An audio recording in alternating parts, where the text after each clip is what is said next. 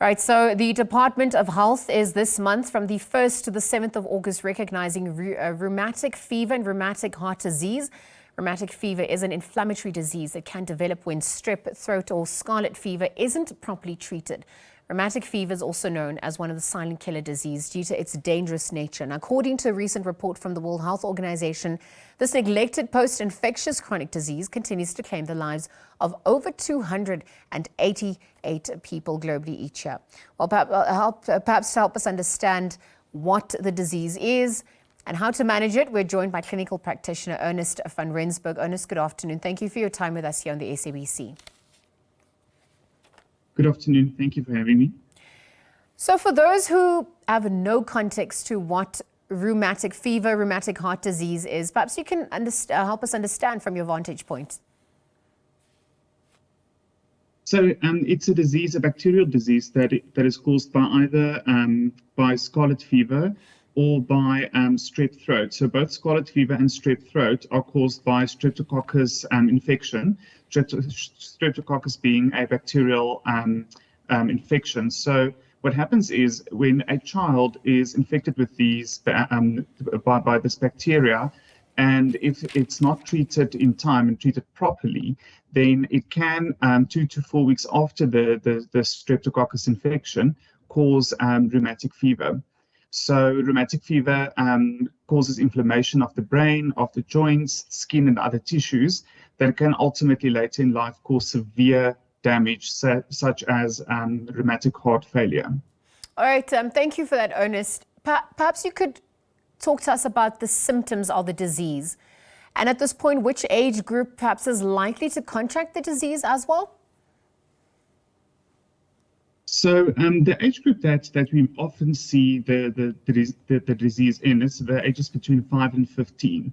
So it can also target children younger than 5 and also adults and teenagers older than 15.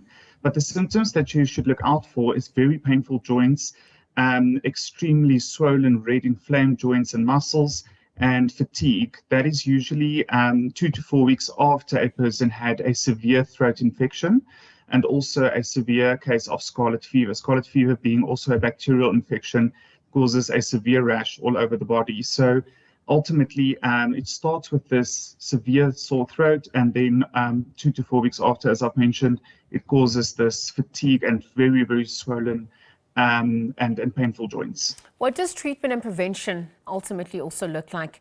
How severe is the disease, and can it become deadly? So what we normally see is that children that do have a strep throat infection from the streptococcus, if their strep throat is treated in time, treated with antibiotics, then they can actually prevent from contracting, or the disease can stop going to rheumatic disease. So we usually see in underdeveloped countries, in third world countries like South Africa, that if that a lot of cases, children's bacterial infections are not treated well. That's why it goes over to rheumatic fever. And it's really important to look out for the symptoms. It is unfortunately one of those diseases that not a lot of people know about. So unfortunately, it can become fatal later in life due to the fact that the inflammation can target your heart and cause severe heart damage. All right, Ernst, thank you for that update and for the info surrounding rheumatic fever.